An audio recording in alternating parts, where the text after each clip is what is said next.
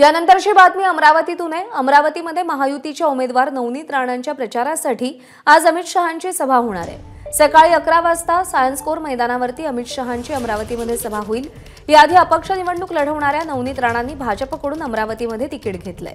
त्यानंतर नाराज झालेल्या बच्चू कडूंनी इथूनच प्रहारचा उमेदवार दिलाय। यानंतर आजच्या सभास्थळावरूनही गोंधळ झालाय। बच्चू कडूंनी आजच्या तारखेनं सायन्स कोर मैदान बुक केलं होतं, मात्र अमित शहांच्या सभेमुळे बच्चू कडूंना परवानगी नाकारण्यात आली आणि यावरून वाद झालाय। त्यामुळे आजच्या या अमित शहांच्या सभेकडे सगळ्यांचं लक्ष लागलेलं आहे। आणि यानंतर थेट जाऊयात बच्चू कडू माध्यमांना प्रतिक्रिया। मला वाटते आज आम्ही 50 ते 75 हजाराच्या वर लोक येईल आणि काल काही बातम्या आमच्याकडे आल्या होत्या की ते स्वतःच पेंडॉल पेटवण्यापासून आम्हाला बदनाम करण्याचा प्रयत्न होता आणि त्या सगळ्या माहिती आम्हाला आल्यामुळे काही विनाकारण आमच्यावर दुसरे आरोप लावल्यापेक्षा आणि निवडणुकीत ते काही करू शकतात।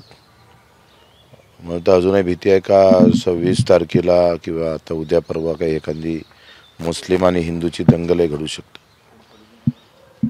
आणि अशा खालच्या पातळीवर येऊन निवडणूक जिंकण्याची त्यांची सवय आहे आणि म्हणून आम्ही 2 पावलं कार्यकर्त्यांनी म्हटलं की आपण मागे घेतलं पाहिजे, नाहीतर कार्यकर्ते रात्रभरातच 20-25 हजार आले असते आणि पुन्हा डाग लागू नये म्हणून 2 पावलं शांततेनं आपण मागे घेतले। कायदा तोडला आहे, गृहमंत्र्यांना तोडलेला आहे कायदा। त्यांनी सभा घ्यायलाच नको होती, उलट दुसरीकडे घ्यायला पाहिजे होती आणि आम्हाला परवानगी दिल्यानंतर त्यांना नाकारल्यानंतर पुन्हा आम्हाला नाकारतं त्यांना देतं, तर ही घटना अतिशय निषेधार्थ आहे आणि कायद्याच्या राज्यामध्ये असं झालं तर एक संदेश जो जाणार आहे लोकांपर्यंत हा अतिशय वाईट जाईल। म्हणजे पहिलेच भीती आहे आणि भीतीच्या वातावरणात लोकांना अशी दडपशाहीमुळं मोठा चिंतेचा विषय, बरेच फोन आम्हाला आले आणि या सगळ्या संदर्भात सगळ्यांनी भाजपच्या कार्यकर्त्यांनी या घटनेचा निषेध केला। भाजपची ही संस्कृती नाही आणि ही भाजपची संस्कृती स्वाभिमान पक्ष पूर्ण मला वाटतं बैकून टाकत आहे, विचित्र पद्धतीनं भाजपला घेऊन जात आहे। काय जादूटोना केला स्वाभिमाननं भाजपवर, म्हणजे एखाद्यावर जर पहिले असं होतं ना जादूटोना करून गुमराह करण्याचं काम केलं जातं, तशी अवस्था आहे। अनेक शरद पवारांपासून अनेक नेत्यांनी तुमचं समर्थन केलेलं आहे की बच्चू कडूचं काय चुकलं म्हणे, कारण शेवटी परवानगी घेऊन जर मैदान जर देत नसेल आणि हे दडप झालेली आहे। शरद पवारांपासून सगळ्या नेत्यांनी तुमची बाजू घेतली, कसं पाहता याकडे? मी त्यांचा आभारच मानतो। आखरी पक्ष कुठलाही असू द्या, न्यायप्रिय लोकांनी न्यायप्रिय बाजूनं उभं राहिलं पाहिजे। सगळं नेहमी प्रत्येक घटनेवर लोकांनी जर पक्ष जात धर्म पाहिला तर मग न्याय राहणारच नाही। जे न्यायप्रिय लोक आहे ते नक्की विचार करेल ह्या सगळ्या घटनेचा आणि आम्ही हा विचार करतो का 26 तारीख आहे आपल्याजवळ अधिक आणि जनता न्याय देईल या सगळ्या गोष्टीचा। आम्ही तर लढूच, यांची रंगबाजी जिथं आहे त्याविरुद्ध बिलकुल लढू। आता तर खरी लढाई सुरू झाली, निवडणुकीपुरती नाही आहे। याचा सगळं जिथं 2 नंबरचे धंदे हा सीपी चालवतं, पब चालू आहे, मोठे आम्ही पाहतो जुगार चालू आहे, जिथं रोज 3-3 करोडचा जुगार चालतं, असे धंदे अमरावतीत चालू आहे। सुधाकर शेट्टीसारखा तिची ओळखच डान्स बार म्हणून आहे आणि मग अशा प्रकारची संस्कृती अमरावतीत आणण्याचा प्रयत्न होत असेल तर ते चिरून काढू आम्ही। दिनेश बुकचा जो लोकप्रियता, जसं आपण उमेदवार आहे त्याची जो आहे ती लोकप्रियता खूप वाढते ग्रामीण भागामध्ये, हे त्यांना पाहूनच कदाचित असं एकंदरीत आमच्या झालेल्या सभा, आम्ही घेतलेले कष्ट, 3 वाजता झोपाचं, 6 वाजता उठायचं, 100 सभा आम्ही केल्या। प्रत्येक गाव खेड्यात जाऊन, दुर्गम भागात जाऊन आम्ही सभा घेऊन लोकांना विचाराची मांडणी केली. शेतकरी, शेतमजूर या सगळ्या कष्टकरी लोकांची बाजू मांडण्याचा आम्ही प्रयत्न केला. सध्या अंगणवाडी सेविका आम्हाला येऊन भेटल्या, आम्ही त्यांच्याबद्दल बोललोय का जे आशा वर्कर असेल, अंगणवाडी सेविका असेल, तिकडे रोजगार सेवक असेल, ते संगणक परिचारक असेल, प्रचंड मेहनत करतं, त्याचे साधे पगार वाढू शकत नाही, वाढलं तर 1-1, 2-2 हजार वाढवलं जातं. तर हे सगळा खालचा जो घटक आहे काम करणारा गावखेड्यावरचा, आणि मग शेतकरी, शेतमजूर आणि कामगार, काही व्यापार असेल जे छोटे छोटे व्यापार, ते कसे डुबणार आहे आम्ही सांगितलं. अदानी अंबानी या देशामध्ये कशा प्रकारचा मोठा खेळ खेळणार आहे. बाजार समितीमधले अडते व्यापारीसुद्धा भविष्याच्या काळात धोक्यात येणार आहे, अशी व्यवस्था निर्माण होणार आहे. आणि मग या सगळ्या व्यवस्थेच्या विरोधात आम्ही वैचारिक मांडणी केली, मुद्दे मांडले. जाती धर्माचे गणित आम्ही सांगितले नाही, कोणाचा निळा भगवा हिरवा हे न सांगता शेतकरी म्हणून एकत्र होईल का, होता येईल का, मजूर म्हणून एकत्र होता येईल का. लोकांनी प्रचंड प्रतिसाद दिला. तुम्ही पाहिला असेल सगळ्या सभेनं रेकॉर्ड ब्रेक गर्दी केली, कुठेही पैसे द्यावं लागले नाही, स्वतःहून लोक टू व्हीलरने आले लागले. तर याचीच खुनखुनी काळाची होती. हार राणाला दिसत आहे आणि राणाला हार दिसत असल्यामुळं हा नवीन गेम केला. तुम्ही सांगा 23-24 मैदान आम्हाला भेटलं, कशी आपत्ती केली पहा. आमचा प्रचार कसा थांबवला पोलीस यंत्रणेनं. म्हणजे मी तर त्या आयुक्ताला तो स्वाभिमानचा अध्यक्षच आहे. म्हणजे एवढी नालायकी कुठला अधिकारी करूच शकत नाही. 23 तारखेला 23-24 आम्हाला परवानगी भेटली आणि 23 तारखेला 7 वाजता सांगता का आता तुम्हाला परवानगी नाही आहे. म्हणजे उद्याचा आमचा एवढा मोठा कार्यक्रम तुम्ही व्यवस्थित दाबण्याचा प्रयत्न केला, व्यवस्थित आमचा प्रचार थांबवला.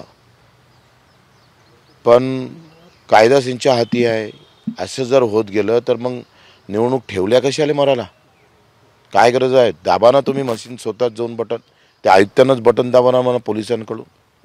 एवढी नालायकी. तो कलेक्टर आहे का नाही, त्याला लाज लज्जा राहिली का नाही राहिली. असे जर वागत असेल हे निवडणूक आहे म्हणून थांबलोय, नाही तर आमचा मूळ सभा थांबायचा नाही आहे आणि थांबणार पण नाही आहे. त्यांना सगळ्यांना आळवं घेऊ आम्ही.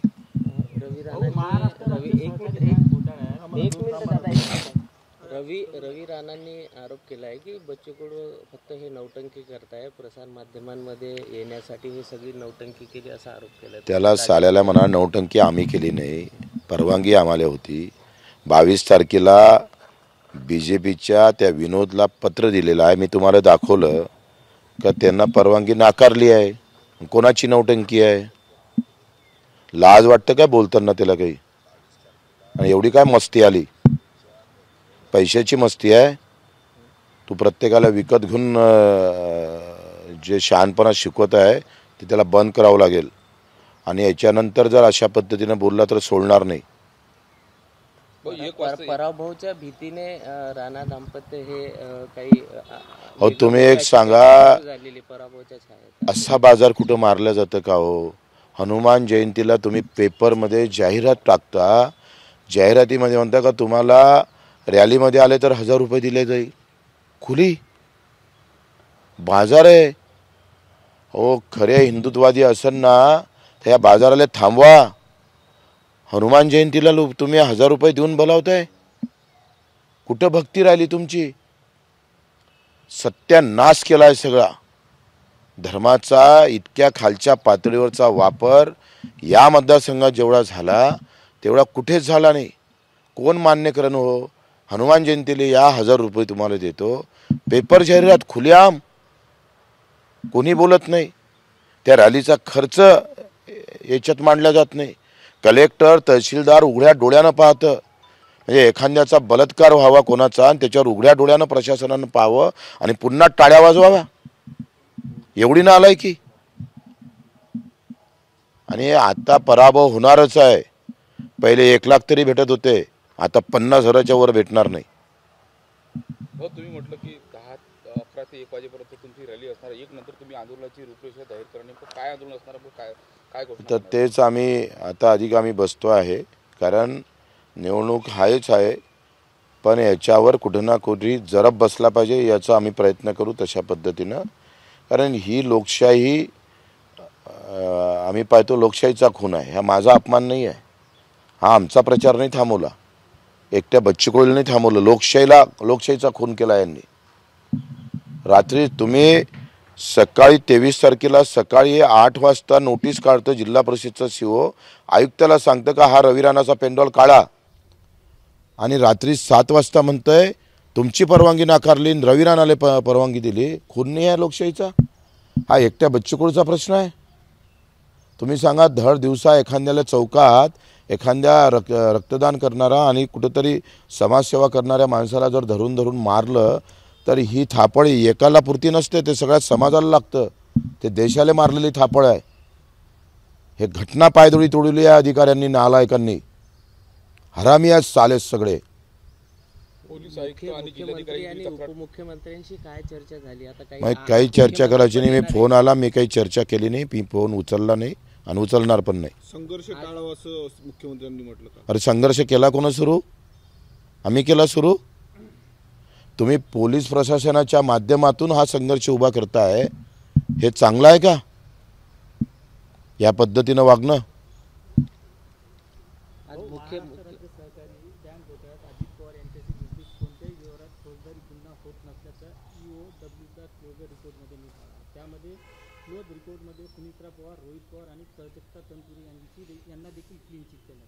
आता क्लीन चिटच भेटणार आहे, दुसरं काय होणार आहे?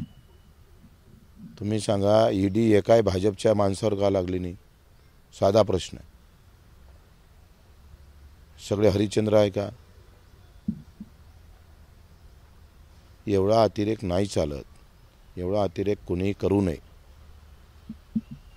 निवडणूक झाल्याच्या नंतर खरी आपली भूमिका आता म्हणजे जे तुम्ही नाही, आता तर आम्ही सोडलं होतं. प्रत्येक ठिकाणहून हप्ते सगळं सुरू आहे.